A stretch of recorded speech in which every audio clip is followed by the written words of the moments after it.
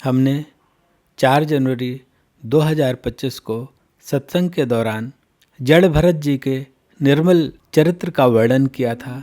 यह चरित्र श्रीमद् भागवत के 5वें स्कंद के 7वें अध्याय से शुरू होता है। स्वयं सुखदेव गोस्वामी कहते हैं कि राजर्षि भरत का यह जो चरित्र है यह बहुत कल्याणकारी है, आयु देने वाला है, धन देने वाला है, सुयशदायी है, स्वर्ग तथा मोक्ष को देने वाला है। जो इसको बार बार सुनता है या सुनाता है अथवा इसका अभिनंदन ही करता है, उसकी सभी कामनाएं स्वयं ही पूर्ण हो जाती हैं। तो चाहे भौतिक पदार्थ की कामना हो या स्वयं भगवान को पाने की इच्छा हो, दोनों ही स्थितियों में इस कथा का श्रवण बहुत लाभकारी है। हमने इस कथा को श्रीमद् भागवत जी से एज इट इज़ लिया है, उसमें कुछ मिश्रण नहीं किया है। लगभग 50 मिनट में जड़ भरत जी का यह पूरा का पूरा चरित्र आप सुन सकते हैं और इस कथा के श्रवण का लाभ ले सकते हैं। आइए कथा को प्रारंभ करते हैं। ऋषभ देव जी के पुत्र थे भरत जी, और भरत जी बहुत परम भागवत थे, बहुत परम भक्त थे, इसलिए ऋषभ देव जी को बहुत प्रिय भी थे। तो ऋषभ देव जी ने उन्हें राजा बनाया। तो पहले इस देश का नाम था अजनाभ वर्ष, और ये भरत ही हैं जिनके कारण अब इस देश को भारतवर्ष कहा जाता है। जब राजा हुए भरत, उन्हें पता था कि कैसे उनके पिता ने, पितामह ने अपनी प्रजा का ध्यान रखा था, तो वही वात्सल्य भाव उन्होंने अपनी प्रजा के लिए बना करके रखा। इसके साथ ही जो आवश्यक यज्ञ आदि होते थे उसको पूरी विधि से उन्होंने यजन किया, उसमें उनकी पूरी श्रद्धा थी, और इस प्रकार से यज्ञों को भली प्रकार करते हुए श्री भगवान पे अर्पित किया। और इस प्रकार जो भगवान वासुदेव हैं उनकी भावना करने के कारण राग और द्वेष के जो द्वंद्व हैं, तो जो द्वंद्व हैं वो क्या है, जैसे राग द्वेष, सुख दुख, मान अपमान, जीवन मृत्यु, ये सब द्वंद्व हैं। लोग इन्हीं द्वंद्वों के प्रभाव में ही जीवन जी रहे होते हैं। तो कह रहे हैं कि ये जो द्वंद्व थे, तो जब ये वासुदेव एव भावयमान, वासुदेव की ही भावना इनके अंदर आ गई, आत्मने पुण्येन मृदित कषाय, जो कषाय थे द्वंद्वों के, राग द्वेष इत्यादि द्वंद्वों के, उसका मार्जन हो गया, क्योंकि उन्होंने सभी कर्मों के फल परब्रह्म परमात्मा को सौंप दिए थे। एवं कर्म विशुद्धया, इस प्रकार कर्म की पूर्ण सिद्धि होने से विशुद्ध सत्वत्व, उनका जो सत्व है, जो उनका अंतःकरण है, वो पूरा का पूरा निर्मल हो गया, और भगवान की छवि उनको अपने अंतःकरण में नजर आने लगी। इस प्रकार से जो छवि उनके हृदय में प्रकाशित हुई, उससे जो भगवान वासुदेव के प्रति उनकी भक्ति थी वो अनुदिनम एधमाना, प्रतिदिन बढ़ती हुई इस तरीके से होने लगी। अब जब भक्ति इतनी बढ़ी तो उनको अब जो परिवार पुत्र सब थे उनसे जो उनकी आसक्ति थी वो धीरे धीरे पूरी समाप्त हो गई, और सारी आसक्ति भगवान से जुड़ गई। तो अब उन्होंने अपने राज्य को अपने पुत्रों को सौंप दिया, और उसके बाद वे अपने राज्य को छोड़ करके पुलह आश्रम आ गए। तस्मिन पुलह आश्रम, उस पुलह आश्रम में उपवने, जो वहाँ पे एक उपवन था, वन है, वन में उपवन है, स एकला, वे अकेले ही रहते थे। कहाँ पूरा राज्य था, भरा पूरा परिवार था, सबके साथ रहते थे, कहाँ सब पूरे ऐश्वर्य को छोड़ दिया और वह इस जंगल में पुलह आश्रम वन ही है, इसमें अकेले रहने लगे। विविध कुसुम किसले, अनेक प्रकार के पुष्प, अम्बुधि, जल, तुलसी का, तुलसी दल, कंद, कंद क्या होता है, जो जमीन में मिलता है पर उसे हम भून के खा सकते हैं, और मूल क्या होता है, जो बिना भूने ऐसे ही खाया जा सकता है। तो कंद मूल फल वन से, आराधनम, भगवान की पूजा के लिए भगवान पे अर्पित करते थे, और विविक्त उपरत विषय अभिलाष, और एकांत में भोगों की अभिलाषा को उन्होंने त्याग दिया था। उपभ्रत उपसमय, और इस प्रकार से उन्होंने वैराग्य को धारण कर लिया, और ये सब करते हुए परानिवृत्तम अवाप, वो अकेले हैं, वन के ही सारे संसाधनों का उपयोग कर रहे हैं अपनी पूजा में, पर फिर भी उन्होंने परम आनंद को प्राप्त किया। तया इत्थम अविरत, तया मतलब उनके द्वारा, इत्थम इस प्रकार, अविरत अविरत अविराम बिना रुके हुए, पुरुष परिचर्या परम पुरुष की पूजा करने से, भगवती भगवान में, प्रवर्धमान अनुराग भर, उनका जो अनुराग है निरंतर भगवान में बढ़ता जा रहा था। द्रुत हृदय, उनका हृदय द्रवित हो गया था। प्रहर्ष वेगेन, और अत्यंत हर्ष के वेग से, रोम कुलक, जो रोम होते हैं, जो उनके शरीर में रोम समूह है, उद्भिद्यमान, जैसे कहते हैं ना रोंगटे खड़े हो गए, तो पुलकित होने से उनके जो रोम हैं वो खड़े हो जाते थे, या उनका हृदय भगवान के प्रति अनुराग से भर जाता था। उत्कंठा से प्रेमाश्रु जो उनके नेत्रों में आ जाते थे। नयन अवलोक निरुद्ध, तो उनके नेत्रों का देखना रुक जाता था। एवं निज रमण, और अपने स्वामी के अरुण चरणारविंद, अरुण मतलब लाल, तो लाल लाल चरण कमलों के अनुध्यान, बार बार ध्यान से, भक्त योगेन, भक्त योग से, परम आह्लाद परिप्लुत, परम आनंद से भीग कर, हृदय हद, हृदय का जो हृदय है उसमें अवगाढ़ घिसणा, जो उनकी बुद्धि पूरी की पूरी उस हृदय में डूबी हुई है। ताम क्रियमाणाम भगवत सपर्या अपि न सस्मारा, मतलब इस तरीके से आनंद में वो जो उनकी बुद्धि है वो परम आनंद में इस प्रकार भीग जाती है कि भगवत सेवा का स्मरण भी नहीं कर पाती है। मतलब अभी तक जो हम कथा में सुन रहे थे, राजा भरत हैं, उन्होंने अपना मन कहाँ पर लगा दिया है? भगवान के श्री चरणों में लगा दिया है, और भगवान के चरण कमलों का ही दर्शन कर रहे हैं, और उससे आनंद से भर रहे हैं, और आनंद उनका दिन प्रतिदिन बढ़ता जा रहा है, और उनके जो प्रेम के अश्रु निकलते हैं तो उनके नेत्रों से दिखना बंद हो जाता है। ऐसी उनकी भक्ति की अवस्था हो गई है। इस स्थिति पर भरत महाराज पहुंचे हुए हैं। फिर एक घटना होती है। एकदा तो महानद्याम, महानदी के तट पर अभिषेक कृत उन्होंने स्नान किया और आवश्यक नित्य नियम का पालन किया, गायत्री का जप किया। 3 मुहूर्त तक नदी की जल की धारा है उसके समीप बैठे रहे। उसी समय वहां नदी के समीप जल पीने के लिए एक हिरणी अकेले आई।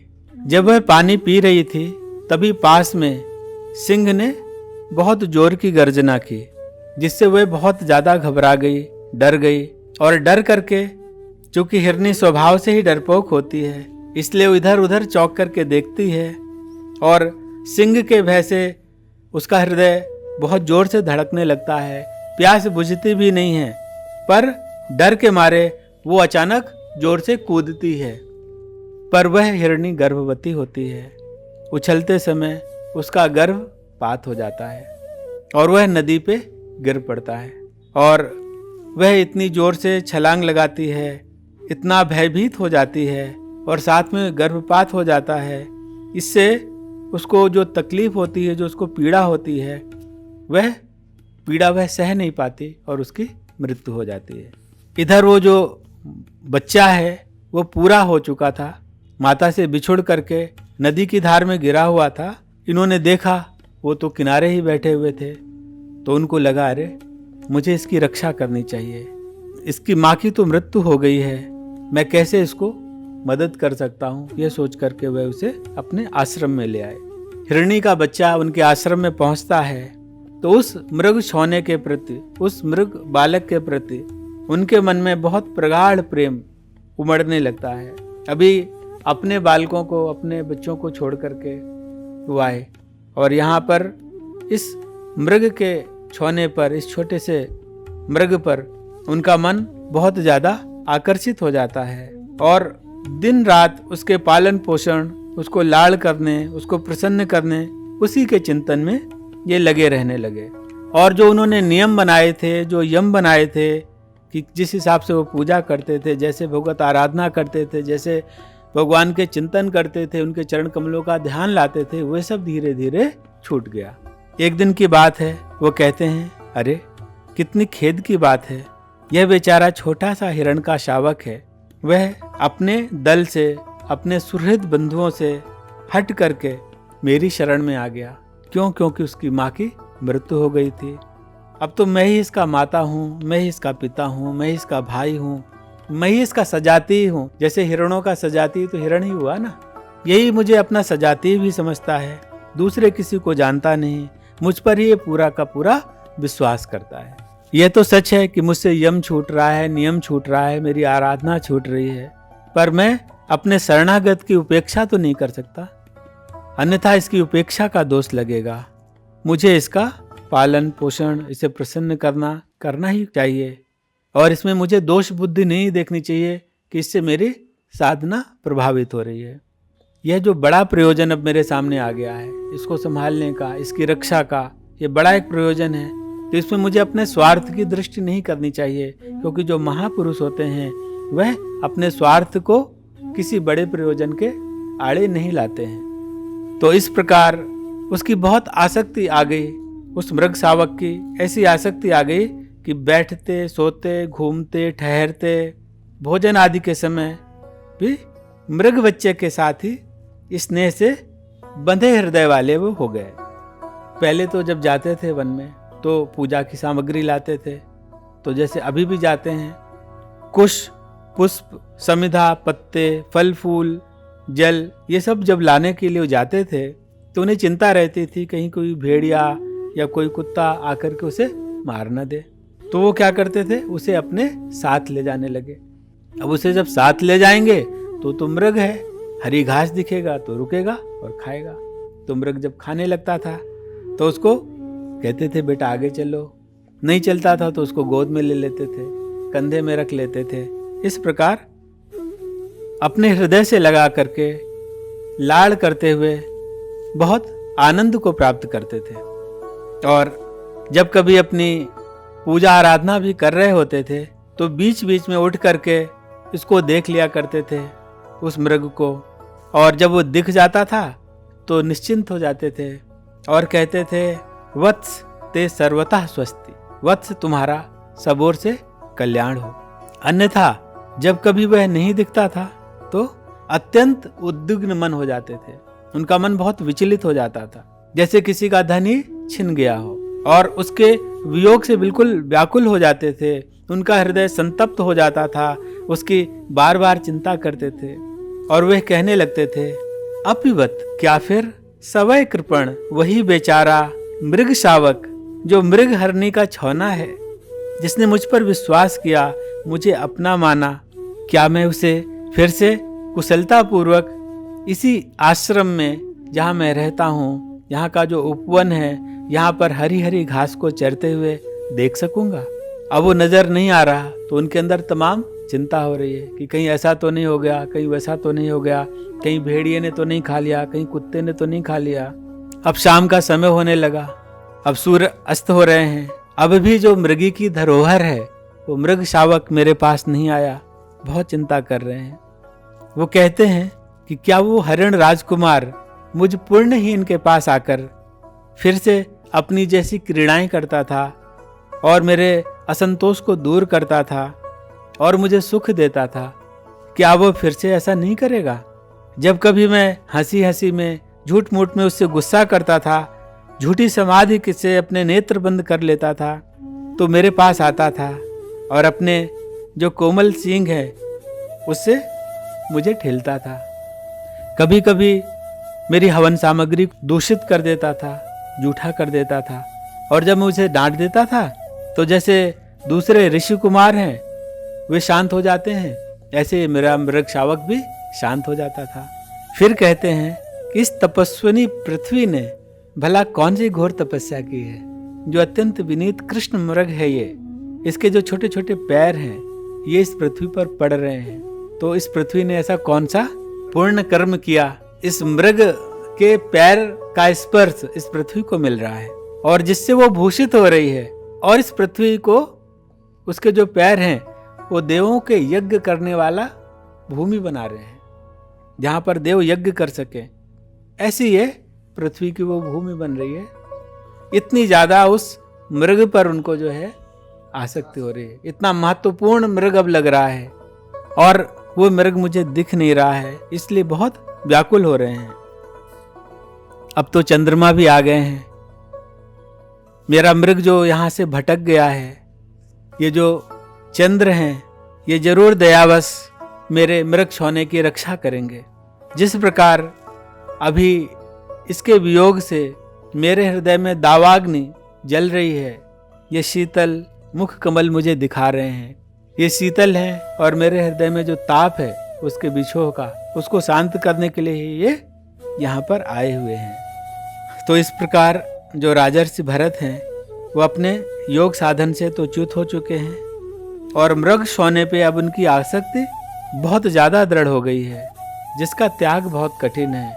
वे हृदय अभिजातस्य, उनके हृदय से उत्पन्न पुत्रों को परित्यक्त जिन्होंने छोड़ दिया था, अब वह उस मृग सोने के पालन पोषण प्रसन्न करने लाड़ लड़ाने में लगे रह करके इतने व्यस्त हो गए कि वो जान ही नहीं पाए कि जिस तरीके से सर्प चूहे के बिल में आता है तो क्या करता है, चूहे को खा लेता है। उसी प्रकार से वह जो काल है वो उनके पास आ पहुंचा है। उस समय बहुत शोक कर रहे थे वो। पुत्र के समान उस मृग में ही उनका मन पूरा का पूरा तादात्म्य हो चुका था, बंध चुका था। और चूंकि मृग में ही उनका तादात्म्य था, मृग में ही उनका पूरा मन लग चुका था और काल आ चुका तो उनका क्या हुआ, शरीर पूरा हो गया। और शरीर पूरा हुआ तो चूंकि मृग को सोच रहे थे तो क्या बन गए, मृग बन गए। तो अब वो हिरण बन जाते हैं। लेकिन इन्होंने बहुत साधना की थी और साधना कभी व्यर्थ नहीं जाती, तो उसका एक लाभ इन्हें होता है कि इनकी पिछली स्मृति बनी रहती है, इनकी स्मृति नहीं जाती। अब जब वो मृग बन चुके हैं, उन्हें भगवान की आराधना से अपने मृग होने का कारण भी स्मरण हो चुका है। तो इस स्थिति में वो संतप्त होकर बोलते हैं कि देखो कितने खेद की बात है, संयमशील लोग जिस मार्ग पर चलते हैं उससे मैं च्युत हो गया, जो सभी आसक्तियों से छूटकर भगवान वासुदेव को अपने भीतर देखते हुए उनका बार बार श्रवण चिंतन गुणगान अर्चन और बार बार स्मरण करते हैं, उसको छोड़कर मैं ऐसा अज्ञानी रहा कि उस मृग सोने के पीछे पीछे ही चल पड़ा और जो मेरा ध्येय था उससे च्युत हो गया। और ऐसा विचार उनके मृग शरीर में उनको आता है तो जो उनकी माँ मृगी होती है उसको छोड़ देते हैं और वहां से वह पुनः आश्रम पुनः पहुंच जाते हैं। और वहां फिर वह काल की प्रतीक्षा करते हैं कि वो समय आए जब मेरा ये शरीर छूटे और सूखे पत्ते तिनके इत्यादि शरीर निर्वाह के लिए उस मृग शरीर में वो लेते हैं। और जब उस शरीर कांत निकट आता है तो गंडकी नदी के जल में थोड़ा सा प्रविष्ट होते हैं। आधा शरीर उस गंडकी नदी के जल में रहता है और वो अपने शरीर को छोड़ देते हैं। अब जब मृग शरीर उनका छूट जाता है तब फिर वो एक अंगिरा गोत्र के एक ब्राह्मण के घर में, जो कि शम दम तप जप वेदाध्ययन त्याग संतोष तितिक्षा नम्रता विद्या और दूसरों के गुणों में दोष न देखना, इस तरीके के आत्मज्ञान से युक्त हैं, ऐसे ब्राह्मण के परिवार में उनका जन्म होता है। तो उन ब्राह्मण की 2 पत्नियां हैं, बड़ी पत्नी के 9 पुत्र हैं और छोटी के 1 पुत्र और 1 पुत्री होते हैं। तो जो पुत्र हैं वही भरत जी होते हैं। अब जब इस ब्राह्मण कुल में उनका जन्म हो जाता है तो वो समझ जाते हैं कि आसक्ति से बचना है। तो जितने भी उनके संबंधी होते हैं उन सब से वह अंदर ही अंदर अनासक्त हो जाते हैं और मन में भगवान के जो चरित्र हैं उनका श्रवण, भगवान का स्मरण, उनका गुण चिंतन और दोनों चरण कमलों को अपने मन में जैसे धारण किए रहते हैं। और भगवान की कृपा से उन्हें अपने पूर्व जन्म का स्मरण तो है ही, इसलिए इस आशंका से कि कहीं फिर से मेरा कुछ विघ्न न आ जाए, कहीं फिर से कोई मैं अपनी इस साधना से च्युत ना हो जाऊं, वो क्या करते हैं, अपने को एक पागल मूर्ख अंधे बहरे ऐसे स्वरूप में दिखलाने लगते हैं। अंतर से तो ज्ञान की ज्योति चल रही है लेकिन बाहर से वो अपने को ऐसे प्रकट कर रहे हैं। तो जब पिता अपने पुत्र को इस रूप में देखते हैं तो उनको बड़ा दुख होता है। सोचते हैं कि मैं इसको कैसे जो है शिक्षा दूं। पुत्र का बहुत स्नेह है, इसलिए वो जो ब्राह्मण है वो उन्हें शास्त्र का उपदेश देते हैं, उनके संस्कार कराते हैं, यज्ञोपवीत संस्कार कराते हैं, वेदाध्ययन कराते हैं। लेकिन ये जो भरत जी हैं वो ऐसे जड़वत व्यवहार करते हैं कि जैसे उन्हें कुछ भी समझ में नहीं आया। वो जो भी पढ़ाया जाता था वो बिल्कुल भी नहीं समझते थे। यहाँ तक कि 3 पद का जो गायत्री मंत्र है वो भी उन्होंने याद नहीं किया। पिता ने बहुत कोशिश की कि भाई यज्ञोपवीत हो गया है, ये गायत्री मंत्र ही इनको याद हो जावे, लेकिन वो भी उन्होंने याद नहीं किया। पर पिता का अनुराग है, वो कोशिश करते रहे कि कैसे इसको शौच, अध्ययन, व्रत, नियम, शौच मतलब पवित्रता, यह सब उसको शिक्षा दी जाए। और इसी कोशिश में वो भूल गए कि उनके जीवन का लक्ष्य क्या है। पर काल तो किसी की प्रतीक्षा नहीं करता, मतलब मृत्यु का समय आ गया और इनके पिता की मृत्यु हो जाती है। अब भाई इनके बड़े हैं, कर्मकांड में पंडित भी हैं, लेकिन ब्रह्म ज्ञान में शून्य है। तो ये भरत के प्रभाव को नहीं जान पाए कि भरत हैं क्या। और ये तो बहुत जड़ बुद्धि है, पिता ने बहुत कोशिश की, इसने तो कुछ किया नहीं, तो इसे पढ़ाने से कोई फायदा नहीं। पढ़ाने का जो विचार है वो भी छोड़ दिया जाता है। तो ये जितने भी लोग हैं जहाँ पर वो रहते हैं, वो लोग क्या करते हैं, उनको कोई पगला कहता है, कोई मूर्ख कहता है, कोई बहरा कहता है, इस प्रकार उनको चिढ़ाते हैं। तो अगर कोई कहता था पगला तो बिल्कुल पगले जैसे उसको दिखा देते थे कि मैं पगला ही हूँ। कोई कहता था बहरा तो बिल्कुल बहरे जैसा ही, कि जैसे कुछ सुनाई ही नहीं दिया। इस तरीके से वो अपने आप को प्रकट कर देते थे कि लोग जैसा समझे मैं वैसा ही हूँ। और लोग बेगार समझते हैं, हाँ, बिना पैसे के काम कराना बेगार है। लोग उनसे बेगार करवाते थे। कुछ लोग काम करा करके उनको कुछ खाना दे देते थे, भोजन दे देते थे। कहीं से कुछ मांगे या बिना मांगे मिल गया तो जैसा भी मिला उसमें स्वाद नहीं देखते थे, बड़े प्रेम से उसे खा लेते थे। और सर्दी हो या गर्मी हो, आंधी हो या वर्षा हो, जैसे सांड होता है वैसे ही वो अपने बिना शरीर को ढक कर के रखते थे। उनका शरीर अच्छा खासा मोटा ताजा था और अपने शरीर पर कभी भी तेल, उपटन इत्यादि नहीं लगाते थे और बहुत बहुत दिनों तक स्नान भी नहीं करते थे। तो जैसे कोई मणि धूल से ढक जाए, इस तरीके से उन्होंने अपने ब्रह्म तेज को अप्रकट कर दिया था। अपने कमर में वो एक मैला कुचला वस्त्र लपेट के रखते थे। उनका जो यज्ञोपवीत था वो भी बहुत मैला कुचैला हो गया था। लोग कहते थे बड़ा अधम ब्राह्मण है और जाने क्या क्या बोल करके उनका तिरस्कार करते थे।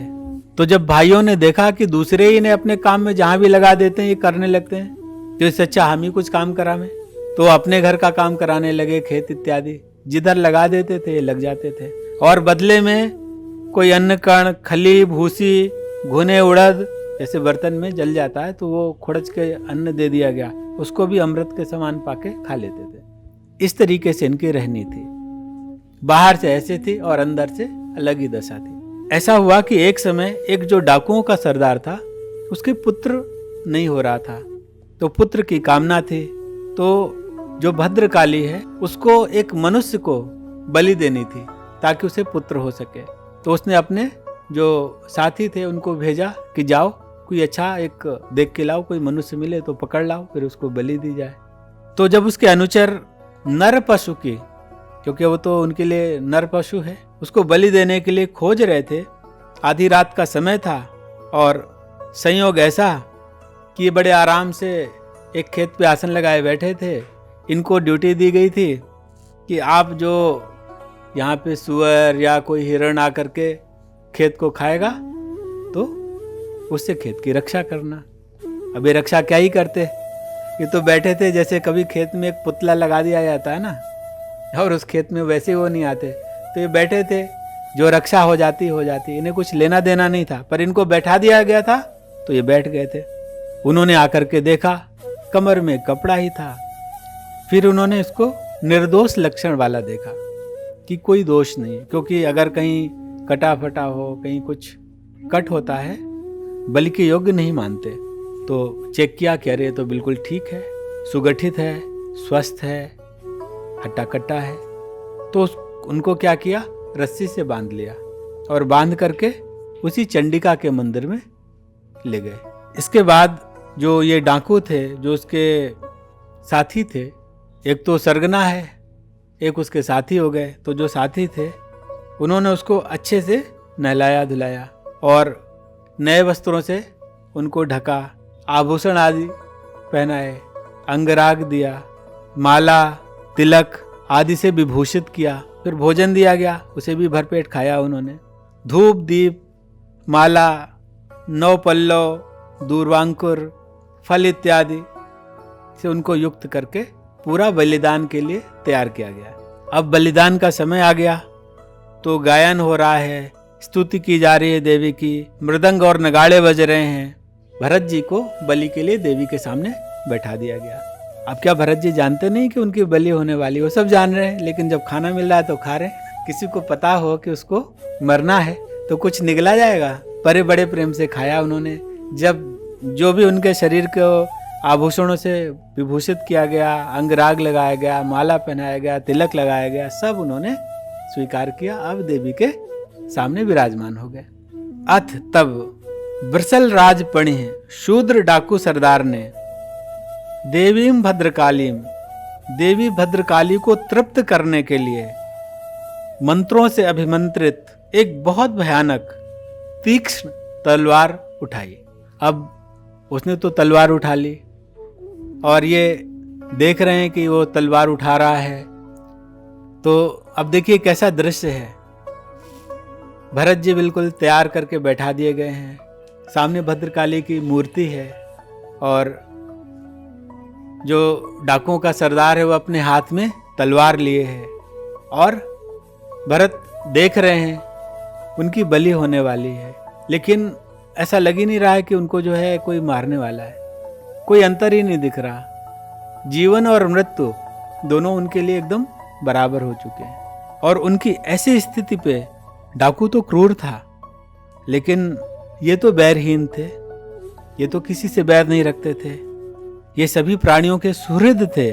और जब बलि देने के लिए एकदम करीब आ गया तो वो जो उनका तेज था वह भद्रकाली के लिए असह्य हो गया। वह सह नहीं पाई और उस मूर्ति को फोड़ करके वो वहां से बाहर निकल आई। और बहुत क्रोध में उनकी भौहें जैसे वृक्ष खड़े होते हैं, ऐसे भौहें बिल्कुल सीधी खड़ी हो गई, टेढ़ी दाढ़ें, लाल नेत्र एकदम चढ़ गए, बहुत भयानक मुंह बना लिया। बहुत आवेश से महा अट्टहास करती हुई वहां से उछलकर उसी तलवार से जिससे वो भरत को मारने वाले थे, उन्होंने उन सारे डाकुओं के गले काट दिए। सरों को गेंद की तरीके से उछाल के खेलने लगी। तो अगर कोई महापुरुषों के प्रति अपराध करता है तो वह अपराध उन पर नहीं, उस करने वाले पर ही घटित हो जाता है। इसका ध्यान रखना चाहिए। सुखदेव जी कहते हैं कि हे परीक्षित, जो सभी प्राणियों के हितैषी हैं, जिन्होंने अपने स्वरूप को जान लिया है, जो शत्रुताहीन हैं, उन्हें किसी का भय नहीं रहता। क्यों? क्योंकि उन्होंने भगवान के चरणों का आश्रय ले लिया होता है। तो ये कोई आश्चर्य की बात नहीं है कि सर कटने का अवसर आने पर भी वो बिल्कुल व्याकुल नहीं हुए। ये कोई बड़ी बात नहीं है। जिसने भी अपने आप को भगवान के चरणों पे समर्पित कर दिया वह भयहीन हो जाता है। अब यह कथा आगे बढ़ती है। एक बार सिंधु और सौराष्ट्र के राजा हैं रहुगढ़, वह यात्रा कर रहे थे और पालकी जो कहार उनकी उठा के चल रहे थे, उसमें से एक कहार अस्वस्थ हो गया। जो पालकी ढोने वाले हैं उनका भी कोई सरदार है जो नियुक्त कर रहा है, तो वो ढूंढने लगा कि कोई सही व्यक्ति मिल जावे। यही ब्राह्मण देवता उन्हें मिल गए तो उन्होंने देखा ये तो बहुत मोटा है, जवान है, सुगठित शरीर है, ये तो बैल और गधे के समान बाहर ढो ही सकता है। तो पहले भी उन्होंने बेगार पे ही पकड़ा था कि मतलब काम कराते थे, उन्हें कुछ उसका मूल्य नहीं देते थे। इसी प्रकार इनको भी पकड़ा और कहा भैया ये पालकी संभालो, और ये तो इन्हें जो काम दे दिया जाता था कर लेते थे, तो उन्होंने पालकी पकड़ ली। वह तो इनके प्रभाव को जानता नहीं था। अब एक तरफ है ब्राह्मण है और दूसरी तरफ 3 कहार हैं। अब उनका मेल ही नहीं बैठ रहा। ये धीरे धीरे चल रहे हैं कि रास्ते में कहीं चींटी है, कोई दब ना जाए, वो ध्यान देते हुए चल रहे हैं। वो 3 एक चाल से चल रहे हैं। उन्हें राजा की सुविधा है, इन्हें जो नीचे जीव है उनकी सुविधा दिख रही है। और पालकी उछल जाती है। रघुगण अभी तक तो कंफर्ट से चल रहे थे, पर ये जो जैसे ही ये चौथा पालकी ढोने वाला मिला, अब डिस्कम्फर्ट शुरू हो गया। पालकी हिल रही है, कभी कभी उछल रहे हैं। तब राजा रघुगण बोलते हैं कि अरे ढोने वालों, ठीक ढंग से चलो, ये कैसी टेढ़ी सीधी पालकी ढो रहे हो। तब वो जो ढोने वाले हैं, कहार हैं, वे अपनी स्वामी की बात को, उलाहने को ठीक से सुनकर घबरा गए। ये तो राजा है, गलती हमारी तो है नहीं, गलती तो इस चौथे आदमी की, हम तो ठीक से ही कर रहे थे, और कहीं उसकी गलती की सजा हमें न मिल जाए। इस चक्कर में वो कहते हैं कि हम ही बता देते हैं। तो कहते हैं, हे राजन, हम लोग बिल्कुल प्रमाद नहीं कर रहे हैं, बिल्कुल नियम के अनुसार ही चल रहे हैं और अच्छी तरीके से ढो रहे हैं। पर अभी अभी ये जो नया आदमी लगाया गया है, ये हमारे अनुसार चलता ही नहीं है। इसके साथ ढोने पर हम ढंग से नहीं कर पाएंगे। तब उनकी वाणी को सुनकर के रघुगण को लगा कि ये कौन सा चौथा व्यक्ति है जो मक्कारी कर रहा है। अगर ये मक्कारी करेगा और हमने इसका ध्यान नहीं दिया तो बाकी 3 है वो भी मक्कारी शुरू कर देंगे।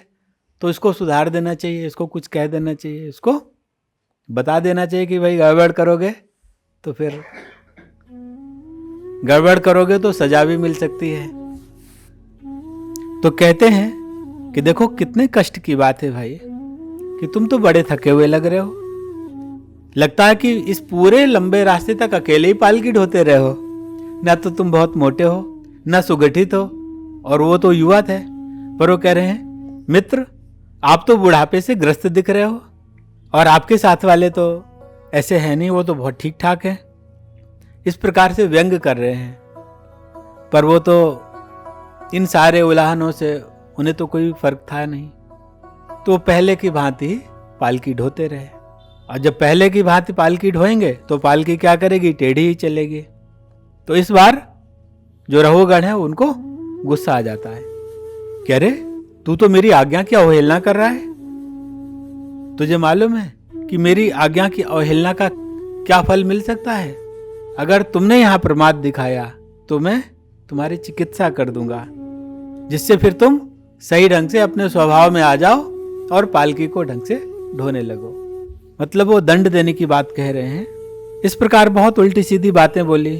पर वो आत्मस्वरूप जो ब्राह्मण हैं, भरत हैं, जिन्होंने अपने आप को जड़ बना रखा है, वो मुस्कुराते हुए बिना अभिमान के यह बोलते हैं। अब पहली बार जो जड़ भरत हैं वो बोलते हैं। अभी तक इस पूरी कथा में वो एक गूंगे के समान रहे, उन्होंने कुछ बोला ही नहीं। अब पहली बार बोलते हैं। तो क्या बोलते हैं, त्वयोदितं व्यक्तं विप्रलब्धं भर्तुर समे स्यात् यदि वीरभारः गन्तुर यदिर् स्यात् अधिगम्य मध्वा पीवेत राशो न विदाम प्रवादः। बहुत प्यारी बात कहते हैं कि हे राजन, त्वया उदितम, तुम्हारे द्वारा व्यक्तम, सही व्यक्त किया गया है। जो तुमने कहा है ठीक ही कहा है। कहते हैं भर्तुर समय स्यात यदि वीर भारा, कि ये जो भार है तुम कह रहे हो मैं ढो रहा हूं, लेकिन नहीं, मैं नहीं ढो रहा हूं। ये भार कौन ढो रहा है, ये मेरा शरीर ढो रहा है। गंतुर यदि स्यात अधिगम्य मध्वा, और तुम मार्ग में चलने के लिए कह रहे हो, तो मैं नहीं चल रहा हूं, ये मेरा शरीर चल रहा है। पीवेत राशो, और जो तुम कह रहे हो कि पीवा इति राशो, ये जो बहुत मोटा है, जो देह बहुत मोटी है, तो ये भी मेरी नहीं है। ये सब तुम देह की बातें कर रहे हो। न विदाम प्रवादः, और ज्ञानी जन ऐसी बातें नहीं करते, तुम तो ज्ञानी हो। फिर कहते हैं स्थौल्यम कार्श्यम, मोटापन, दुबलापन, व्याधया आधया, रोग और चिंता, क्षुत त्रिट, भूख और प्यास, भयम कलिह, भय और झगड़ा, इच्छा जरा, इच्छा और बुढ़ापा, निद्रा रतिः, निद्रा और इंद्रिय सुख, मन्युः अहम, क्रोध और अहंकार, मदः शुचः घमंड और शोक देहे न जातस्य, ये शरीर से उत्पन्न होते हैं। मैं न संति, ये मुझ में नहीं है। ये जितनी भी बातें तुम कह रहे थे, तुम मोटे हो, बीमार लग रहे हो, वृद्ध लग रहे हो, जितनी भी तुमने बातें करी सब शरीर की बातें करी, ये मुझसे तो संबंधित है ही नहीं। फिर कहते हैं, हे राजन, नियमेन त्वम, नियमतः तो तुम क्या हो, जीवन मृतः, जीते हुए ही मरे के समान हो। बड़ी बात कह रहे हैं। यत, क्योंकि आदि अंतवत, आदि और अंत वाले विकृतस्य, ये जो विकारवान शरीर है, दृष्टम, उस पर ही तुम्हारी दृष्टि है। जिस तरीके से तुम बाहर शरीर को देख रहे हो, ऐसे तुम अपने शरीर को भी देख रहे हो और इसी पर ही तुम्हारी दृष्टि है, इसलिए जीते हुए भी मृत के समान हो। स्वस्वाम्य भावा, तुम्हें अपने में स्वामी की भावना हो रही है। लेकिन यह तभी प्रशंसनीय हो सकती है जब यह स्वामी की भावना केवल श्री हरि में हो, कि स्वामी, तुम अपने को स्वामी समझ रहे हो, तभी मुझसे कह रहे हो कि तुम ढंग से नहीं ढो रहे हो, बाकी सबको सेवक मान रहे हो, लेकिन स्वामी तो सिर्फ एक है, बाकी सबके सब सेवक हैं।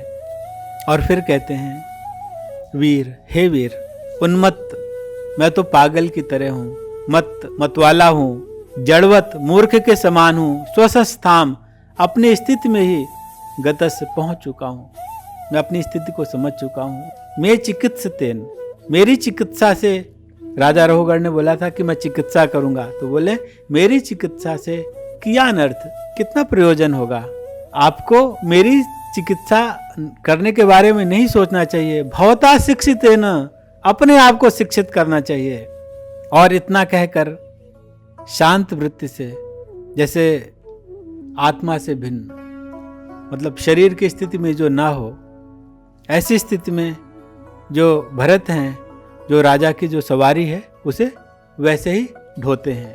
पर रघुगण जो है वो भी तत्व जिज्ञासा का अधिकारी था, वह भी कपिल मुनि के पास जा ही रहा था। जब उसने ऐसा सुना तो घबरा गया, सोचा ये है कौन। देखा मैला कुचैला एक यज्ञोपवीत दिखा तो समझ गई ये तो एक ब्राह्मण भी लग रहे हैं, द्विज हैं। तो तुरंत पालकी से उतरा और उनके चरणों पे मस्तक रख करके, हाथ जोड़ करके क्षमा मांगते हुए बोला, कस्तुम निगूढ़ा चरस दुजा नाम, अरे कौन हो तुम, निगूढ़ा, और अपने आप को छिपा करके कैसा विचरण कर रहे हो। हे ब्राह्मण, तुम कहा, आप कौन हैं। कतमा अवधूत, आप कौन से अवधूत हैं। कस्यसि, किसके पुत्र हैं। कुत्र अत्त, कहां से आए हैं। एह अपि, यहां भी। कस्मात, किस लिए हैं, यहां किस लिए हैं। चेत न क्षेमाय, यदि हमारा कल्याण करने आए हैं तो क्या आप कपिल भगवान ही हैं। मैं देवराज इंद्र के वज्र से नहीं डरता, रुद्र के त्रिशूल से नहीं डरता, यमराज के दंड से नहीं डरता, अग्नि, सूर्य, चंद्रमा, वायु, कुबेर के अस्त्रों से नहीं डरता, परंतु मुझे इससे डर लगता है कि मेरे से किसी ब्रह्मज्ञानी का, ब्राह्मण का अपमान ना हो जाए, इससे मैं बहुत डरता हूं। अतः कृपा करके बतलाइए कि आपने अपने आप को इस मूर्ख की बात छिपाकर क्यों रखा हुआ है। हे साधो, आप इस तरीके से क्यों घूमते हैं, और आपने मुझसे जो कहा है मैं उन वचनों को भी समझने में सक्षम नहीं हूं। मैं तो कपिल जी के पास, जो साक्षात मेरे लिए श्री हरि ही हैं, उनसे पूछने जा रहा था कि इस संसार में वह कौन है जिसकी शरण ली जाए। तो कहीं आप वही कपिल भगवान तो नहीं हैं, और लोगों को देखने के लिए अपने आप को छिपाकर आप घूम रहे हैं। मैं तो घर में आसक्त हूं, अंधी बुद्धि वाला हूं, आप जैसे योगेश्वरों की गति कैसे जान सकता हूं। और जैसे आपने कहा शरीर का प्रभाव आत्मा में नहीं पहुंचता, पर आप देखिए ना, स्याली अग्नि तापात, अगर बर्तन को अग्नि की ताप दी जाती है, बर्तन को आग में रखा जाता है, तो पैसा, उसमें जो रखा हुआ दूध होता है, अभितापा, आग तो हम किसको दे रहे हैं, बर्तन को, पर उसमें दूध रखा है, वो भी गर्म हो रहा है, तप रहा है। और तत्तापता गर्म तंडुल रंधी, और उस ताप से उस दूध के अंदर जो चावल होता है वो भी पक जाता है। तो इस प्रकार से तो जो शरीर, इंद्रिय, प्राण, अंतःकरण की बहुत निकट है जो आत्मा है, तो अगर शरीर को कष्ट होगा तो उसका प्रभाव तो आत्मा तक जाना चाहिए। भाई बर्तन को हम देते हैं ताप और उसका प्रभाव चावल तक पहुंच जाता है, वो पक जाता है। तो जो इसके इतने निकट है आत्मा, उस पर कैसे प्रभाव नहीं पड़ेगा? आप कैसे कह रहे हैं कि मैं यह शरीर नहीं हूं, जो ढो रहा है वो मैं नहीं हूं, जो चल रहा है वो मैं नहीं हूं, जो मोटा है वो मैं नहीं हूं? फिर बहुत प्यारा सा जवाब देते हैं, अको विदः को विद्वाद वादान बदस्यथो नाति विदाम वरिष्ठः न सूर्यो हि व्यवहार मेनम तत्वात्मर्षेन सहा मनन्ति। कहते हैं अकोविदा, वैसे हो तो तुम अज्ञानी। कोविदवाद, और ज्ञानियों के जैसे ज्ञानी जन चर्चा करते हैं वैसे ही वादान, वैसे ही तर्क वितर्क कर रहे हो, वदसी, वैसी बातें करते हो। फिर कहते हैं देखो राजन, जब तक मनुष्य का मन रजोगुण से, सत्वगुण से और तमोगुण से बसीभूत रहता है, तब तक ये जो चित्त है, ये जो मन है, ये बिना नियंत्रण का हो जाता है। और जो ज्ञानेंद्रियां हैं, कर्मेंद्रियां हैं, यह सब शुभ और अशुभ इस तरीके से सोचते हुए ये मन अपने ही ढंग से व्यक्ति को ले जाता है। वास्तव में ये जो मन है यही वासनामय है, यही विषयासक्त है और यही 3 गुणों की धारा में बना रहता है। यह विकारी है और ये भिन्न भिन्न रूप धारण करता है। अंदर स्वप्न के रूप में रहता है, बाहर संसार में रहता है और यही संसार चक्र में लाने वाला है। ये बहुत छलिया है, छलने वाला है। यह माया से उत्पन्न मन है और जो अपने देह के अभिमानी जीव हैं, वे जब इस मन का आलिंगन करते हैं, जो इस मन का आश्रय ले लेते हैं, तो फिर वह दुख और सुख इसको प्राप्त होते रहते हैं।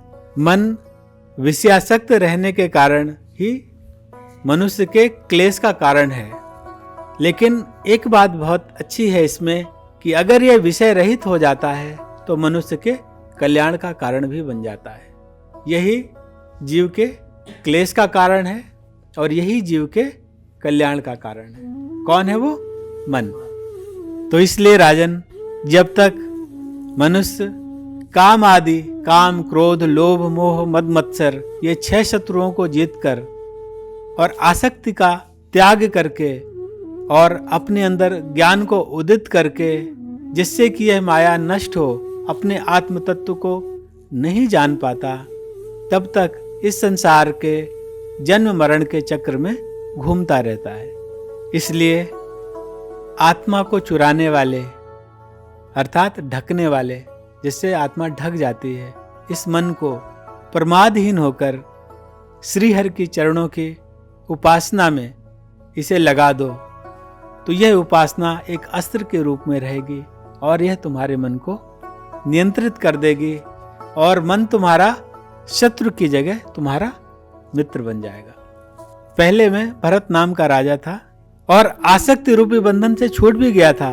मैंने अपना राज, पुत्र इत्यादि सब छोड़ दिए थे और भगवान की आराधना की चेष्टा कर रहा था, किंतु एक मृग में आसक्त हो गया और परमार्थ मार्ग से भ्रष्ट हो गया और मृग हो गया। लेकिन भगवान श्री कृष्ण की उनकी कृपा से मुझे पूर्व जन्म की स्मृति बनी रही और मृग शरीर होने पर भी वह स्मृति नहीं गई और मृग शरीर समाप्त होकर के मुझे यह शरीर मिला और अब मैं इस शरीर में सबसे असंग होकर के गुप्त रूप से घूमता हूँ। भरत जी ने अपना परिचय यहाँ रहुगढ़ को दिया। इसके पहले ऐसा परिचय उन्होंने किसी को नहीं दिया था। और रहुगढ़, तुम चूंकि भगवान कपिल के पास जा रहे थे, तो तुम भी इस मार्ग के ही पथिक हो, परमार्थ मार्ग के पथिक हो, तो तुम लोगों को दंड देना त्याग दो, प्राणियों से मित्रता करो और अनासक्त हो जाओ और श्री हरि की सेवा से ज्ञान रूपी तलवार अर्जित करो और उसके सहारे ये जो दुष्पार है, जिसको पार करना मुश्किल है उसको तुम पार कर जाओ। इस प्रकार भरत जी ने सिंधु नरेश को परम करुणा करके उन्हें उपदेश दिया और रहुगण ने उनको प्रणाम किया। फिर ये चित्त शांत तो थे ही, वहाँ से निकलकर फिर यह पृथ्वी पर विचरने लगे। और सौवीर राजा को जो यह संग मिला, सौवीर राजा कौन है? रहुगण है। तो जो उन्हें संग मिला और परमात्मा के तत्व को वो भली प्रकार से जान करके, और जो अविद्या थी जिसके कारण शरीर में आत्मबुद्धि आरोपित हो रही थी, उन्होंने उसको त्याग दिया। और सुखदेव गोस्वामी कह रहे हैं परीक्षित महाराज से कि देखो, जो भगवान के भक्त हैं, जो भगवान के आश्रित हैं, उनके आश्रित यानी भगवान के दास, दासानुदास का ऐसा प्रभाव होता है कि वे अविद्या की ग्रंथि को काट देते हैं। फिर भरत जी की महिमा का वर्णन करते हुए कहते हैं कि जैसे कोई मक्खी गरुड़ की बराबरी नहीं कर सकती, ऐसे ही संसार में जो महात्मा राज ऋषि ऋषभ के पुत्र भरत हैं, कोई राजा चाहे कि मन से भी उनका अनुकरण कर ले, जो उन्होंने किया वो नहीं कर पाएगा।